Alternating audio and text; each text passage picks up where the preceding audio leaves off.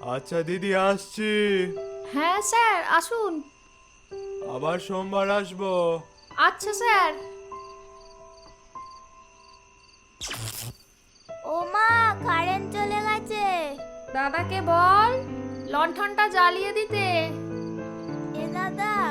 ও মা, দাদা ভয় দেখাচ্ছে। দাঁড়া, আমি যাচ্ছি, পিঠ ফাটাচ্ছি।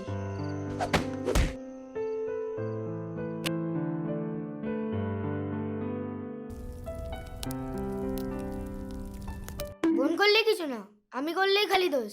ভালো লাগে না। ওফ, কি গরমটাই না পড়েছে বলো দেখিনি। হ্যাঁ, এখনই কারেন্ট চলে গেল। কখন রান্না করব, কখন কি করব।